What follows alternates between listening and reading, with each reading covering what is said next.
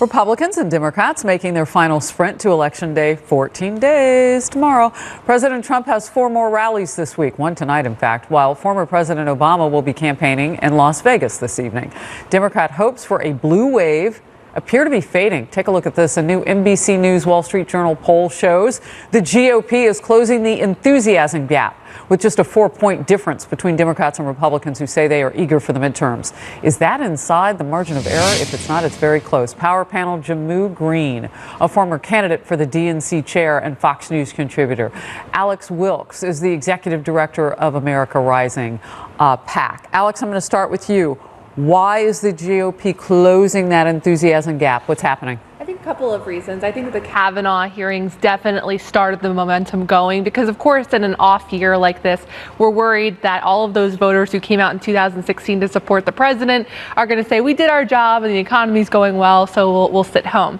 I think that enraged Americans, a lot of conservatives, rightfully so. And so that really started the momentum. And then when you see, sort of the lack of civility coming from the Democratic side, and you see, the comments that some of these Democrats are making about attacking Republicans and public Trump officials in public, I think that's really starting to close the gap because people are saying that's not a party for me. So, you know what? Before we go down the civility road, I just want to talk with you, Jimmu, about what happens this close that the gap starts to close. Democrats, typically the opposition party of the president, picks up seats, but could they have a very small wave? Why?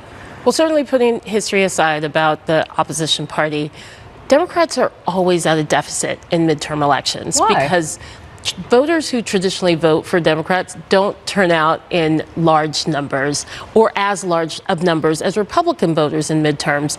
But there is this enthusiasm that has been driven by opposition to President Trump. Here's the thing. What was so surprising was what Mitch McConnell did, which wasn't so much an October surprise, but an October reveal of the true colors of him and Republicans to mess with Social Security and Medicare. And so even as we saw this enthusiasm starting to come together as far as Democrats and Republicans, he's now given these Democratic candidates across the country some really good meat in which to work with, because the voters who do vote in midterms are voters who do not want Social Security, Medicare messed with. And he really stepped into it. All right. I'm going to come back to civility and health care with you, but I want to give you, Alex, a chance to respond. Sure. I mean, let's just look at the proof points here. In Nebraska 2nd, that's where Cara Eastman was running on Medicare for All and free college tuition. That looks like it's going to be a Republican hold. If you look at Minnesota 8, that's going to be a Republican pickup where Democrats had previously invested. And in California's 21st district, that's another place where Democrats were hoping to flip that Clinton district, but it's looking less and less likely. So as Democrats attempted to ride this blue wave and to talk about an expanding map, they invested in places like Arkansas 2nd, where the guy's down 12 points. So that the map is really sort of closing in for them. All right, real quickly, Jimmu, we're going to have to scoot to a commercial. One thing that I would say is that health care remains the #1 thing, and that's a shout out to both parties. We saw Senator McConnell kind of allude to the fact that they may take another peek at repealing Obamacare. But while you were talking about Kavanaugh and everything else, my question is, did Democrats miss an opportunity to sell health care? We've got to come right back. Stay close. Protesters are harassing top lawmakers in public, including Nancy Pelosi and Mitch McConnell. So will tempers cool after the midterms, or is this the new normal? Power panel stays.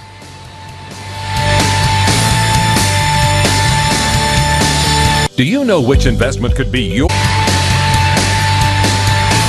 Well, protesters on both sides of the political aisle are expressing their anger to lawmakers in public ahead of the midterms.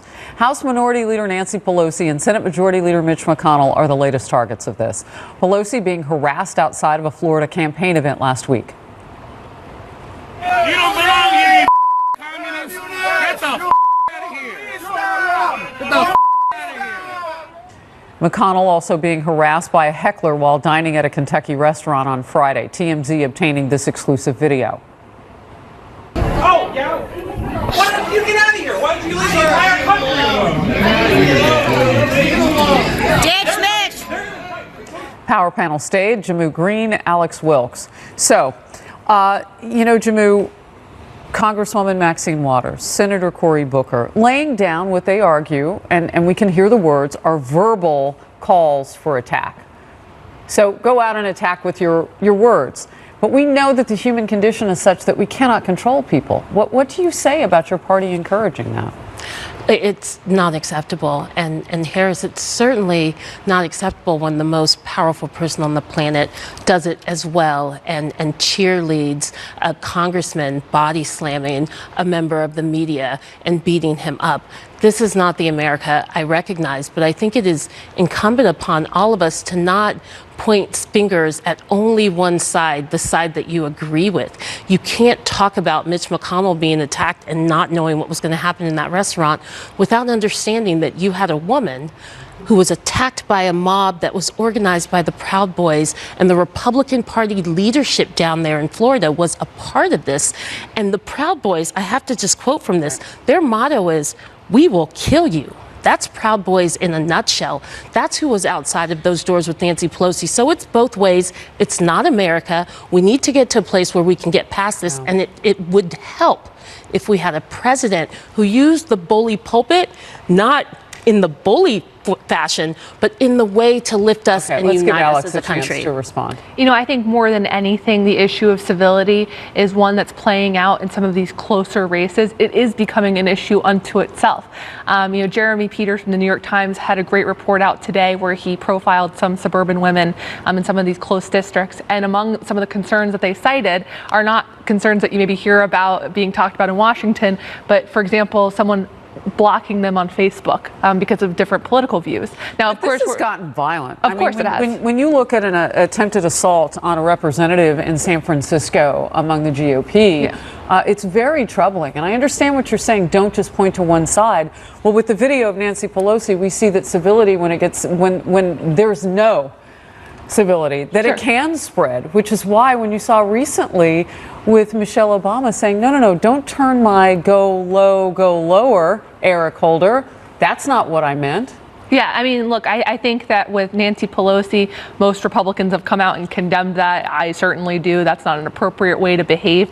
But, when we think about, talking about civility and what the Democrats are doing, they are the primary agitators of this cycle. That's not correct. Here's what we need to get as a community. We've got to wrap it up. I violence apologize. begets violence on both sides. We're coming right back.